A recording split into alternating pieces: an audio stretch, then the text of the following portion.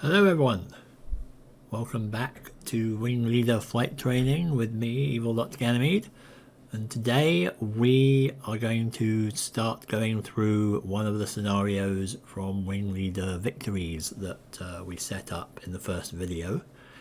Before I get into that, just want to point out and or remind people that I did do a little update to the first video where I added some information about the cameras in the Wing Leader mod and also pointed out a couple of little setup errors that I'd made in the scenario, which I've already adjusted for here. So do take a look at that. It's Wing Leader Training 1B because I'd already put video number 2 up, which was the key concepts, which you should also watch if you're trying to learn the game. Now everything should be correct and we should be good to go. So the plan is that I'm going to go through certainly the moving and tallying and maybe a combat in this video, and it just depends on how long things take, but if it takes a long time then I'll do combat in the next video, but I should be able to cover at least like the first 2 or 3 turns of the game here, just to give you an idea of how everything works basically. So this is a pretty simple scenario. It's scenario number 2 in the scenario book, and this is called Birthday Present. I keep wanting to call it Birthday Surprise for some reason, but it's Birthday Present. And it's got Chinese versus Japanese planes. So the Japanese planes are over here and the Chinese planes are over here, and it shouldn't take too long. And you know, if you are aware of what I've got on my channel already, there's a whole bunch of other playthrough videos that I have that are very long, and they are archived recordings of the live streams that I did. So they're pretty slow. There's lots of pauses and gaps and things as I'm looking stuff up and so on. And you know, I think one of them is a grand total of 9 hours long, which is ridiculous, and I have no idea how that took so long to play. But yeah, we're not going to be doing that here. This is going to be a nice short video.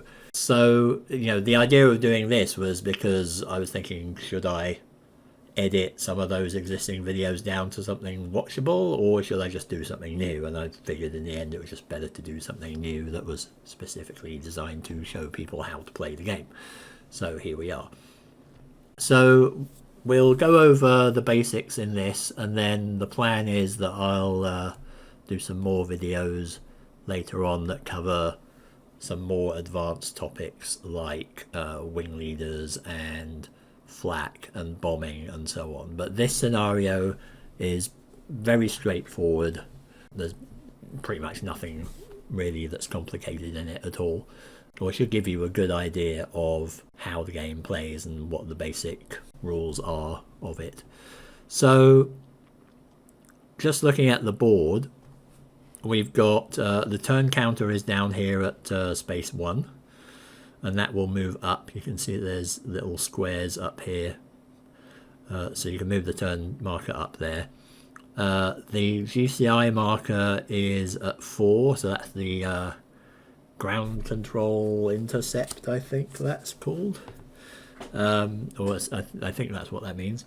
It's basically just the ground controllers who are telling the flights and the squadrons where to go and where things are, that may or may not exist in a scenario. It depends on the setup, but in this case the Chinese have some ground control guiding them through things, and the Japanese have no radios at all. We've got the sun up here, and that's coming from the right upper quadrant, so the sun's coming from up here.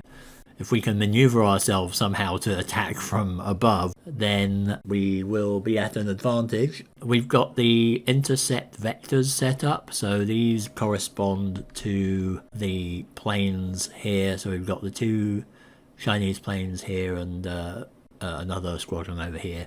And these are where the squadrons are kind of heading towards. They're being told to go to this location by ground control. They know that there's something out there. All these squadrons are starting off alerted, but They haven't actually spotted any Japanese planes yet. They haven't tallied anything yet, so they're not quite fully aware of everything. The Japanese planes here are completely clueless.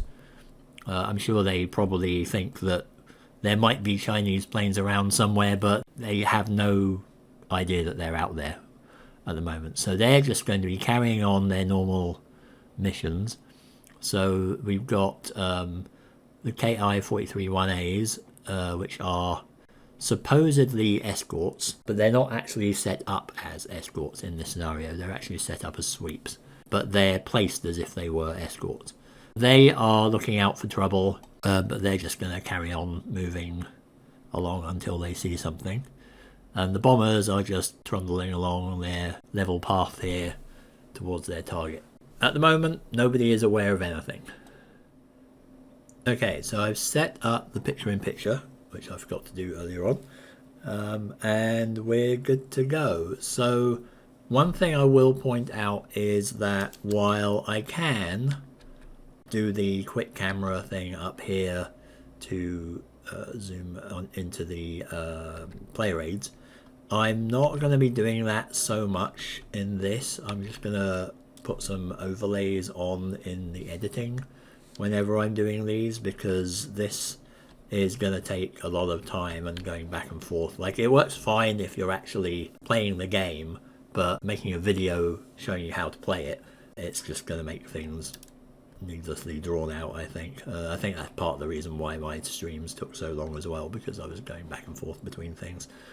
So I'll put the overlays on in editing, and you'll be able to see what I'm doing. Ideally, like I said, this is designed to be played with you having a physical copy of the game, and you've got player aids and so on in front of you physically that you can refer to, rather than having to go back and forth between the virtual player aids up here and the real thing. So, you know, that makes it a lot quicker to get through the game. So I've got those here. I will put them on in editing, and you'll be able to see what I'm doing. So let's get started. The first thing in the sequence of play is setting up. So that's basically for things that are coming in off the map edge, or, you know, new squadrons coming in, and we don't need to do that. Next thing then is the tally phase. So now we start with the raiders, who are the Japanese, and they are going to attempt to look for targets. Now, at the moment, they're not really in a great position to see anything. A target is behind them here that could be spotted by somebody. These are bombers, though. They don't do tallying, but the sweep squadrons could try. It's a bit of a long shot because this guy is 1, 2, 3, 4, 5 squares away. 1, 2, 3, 4, 5, yeah, it's 5 squares away from either of them. So when you do the tallying, you're rolling a single d6 to determine whether you see the target, and you have to roll greater than the distance to the target. So in this case, we would have to roll a 6 or more, because you can modify the roll, in order to see the P-40E squadron from either of these things. Now, there are modifiers to that. First one is whether it's in a formation. Well, it's not. It's not in the flak zones, not in contrails. The Japanese don't have a radio call. So basically go through the list and go, which one of these applies to me? And the only ones that could potentially apply here are the tallying squadron is a veteran. If we're using B up here to tally or to look back here, then we could potentially get a bonus there. Or if the target is behind the squadron. So it is the KI-43-1As, or also known as Hayabusas or Oscars, have a benefit. If I go down here, that is rear view. So these guys can actually, because you can see they've got a nice big open bubble cockpit, they can see above them and behind them a lot better than, say, somebody in a Warhawk. So if we add those modifiers in, then we can see that B would get a +1, but he'd also get a -2 because they're behind them and below them. So the rear view only applies against targets that are higher up and behind. So these guys are below them. So they would get a -1 to their tally roll. And these guys would get 0 because they are not a veteran. D is not a veteran. But the target is behind the squadron. So they would normally get a -2. But because they have rear view and they're behind and above the squadron, that penalty is cancelled. So they have a net -1 and they have a net 0. So really, if we want to tally anybody, probably we should do it with the D squadron here, and we'll just get a straight roll. So a roll of 6 would mean that we have tallied the target. So let's move that here. Let's roll the dice. And we get a 1. So after all that, nothing. They are blissfully unaware of the Chinese behind them. Next, the defenders will attempt to tally. We're going to leave this guy alone at the moment, and it's not very likely anyway that he's going to tally that squadron anyway. So now we have one squadron that's pretty close and the other two are way far away. Like these are what, 1, 2, 3, 4, 5, 6, 7, 8, 9, 10. They can't even attempt to tally. Like the maximum number of squares away is 9. And they've got clouds in the way too. But this chap, or these chaps here, can try to tally a squadron here. And they're going to try and tally the Y squadron. So these are the bombers. They're only 4 squares away, so we have to roll a 5 or more, and they are in a formation of 3 or more squadrons, and a line of sight exists at all 3 squadrons in the formation. Oh, wait a minute, they are not. You treat flights as half a squadron for the purposes of calculating formation size. So we've got 2 squadrons of bombers and a flight, because this is only 1 plane on the counter. So this is actually 2.5. So we're not going to get that +2 bonus, which is annoying. Again, we go down the list. No flak, no contrails. The Chinese are on GCI control. All of these have the GCI counter, which means that they do get a radio call. So they get a +1 bonus because they are under GCI control. So after all that, they are going to get a +1 on their roll for their radio call. So we need to roll a 5 or more. And we don't. So we rolled a 2. So they're not able to see anyone either. That's basically it for the tally phase. So at the moment, nobody's spotted each other. So now we get on to movement. Now movement works in a pretty specific way. There is a move order, and that goes dogfights first, then escorts, then bombers, then unalerted fighters, and then alerted fighters. So at the moment, there are no dogfights going on. There are no actual escorts. These 2 planes are sweeps, not escorts, but we do have bombers. So the bombers will move. Now, a bomber is on a bombing mission. That's a specific thing that tells them to move forward 2 squares. So 1, 2, and 1, 2. And then the unalerted fighters in initiative order move. So initiative works as the lowest altitude goes first, and if they're at the same altitude, the lowest base speed, which again we'll get to in a minute. So the lowest altitude goes first. That's this guy. So he's going to move forward 2 as well, because he's on a sweep mission. And right now, as a sweep that's unalerted, he just moves forward 2 spaces. And that's all described in the rulebook. And then this guy moves forward 2 spaces as well. So the net result of all that is that this entire group of planes has just moved forward 2 squares. And again, they're just unaware that there's anyone about to jump on them. Then the alerted fighters move. So now A is going to go first because they're the lowest. A is on an intercept mission, and that means that you move in the shortest path towards the vector A here. So he wants to climb. Now when these squadrons climb, you have to look at their climb ratings, which are down here. So these are on the cards, which again are not officially part of this mod. You can find them separately online. You have a look here at the cards and you will see that you have altitude, speed, turn, climb and bomb ratings here, and firepower, protection and bomb sights as well. And the important thing here is the climb rating. So the climb rating was a 2 at this altitude.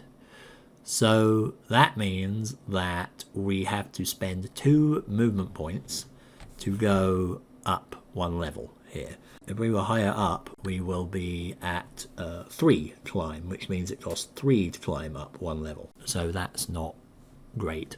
We want to get towards A on the shortest path. We are an alerted squadron, so we, according to the rules, as an alerted squadron, will move 3 squares rather than 2. Now if you look at the actual ADC here, the aircraft data card, you'll see that there is a speed and a turn column, and the speed says 5. So you may be wondering, why am I only moving 3 squares? And that's because the speed on the data cards is for combat purposes. So speed and turn are used in combat, and they make a difference there. But outside of combat, every squadron has a kind of standard moving rate, and that is 2 movement points for bombers and escorts and unalerted fighters, 3 movement points for alerted fighters, fighter bombers near a target or jet bombers, 4 movement points for jet fighters. If we ever see jet fighters, we're not going to see them in this scenario. And then you get another movement point for diving when you're moving.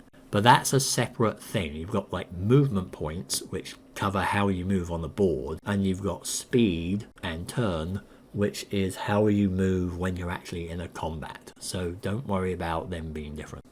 Going back to our interceptors here, they want to get up to vector A up here. They need to get at least 1 square closer. That's really what the shortest route means. So what they're going to do is they're going to rotate themselves 45 degrees. They're going to go up 1. That's going to cost them 2 movement points. Now remember, they've got 3 movement points because they're alerted. They can't go up another 1 because that will cost them 2 movement points, and they don't have 2. So what they're going to do instead is they're just going to straighten out and fly this way. So they've gone from here, they've gone 2 up, and then they've gone 1 across in terms of movement points. So when they're doing that, they have to take a climb counter, which are here. So I'm going to take one of them and we'll put that on the plane, and that shows that it's climbed. And what's really happened, it's not really literally gone 45 degrees up and then across, it's really just gone kind of across directly here, but that's the way it's represented with the squares. So that climb is telling us now that its speed, its basic speed value, is reduced by 1. So that is affecting what we see on the ADC.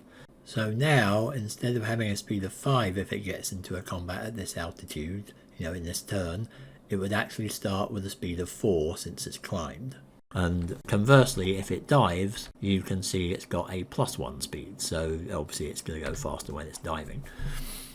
So that's moved the squadron closer to A here. It's heading towards the intercept point along the shortest route, so that's fine.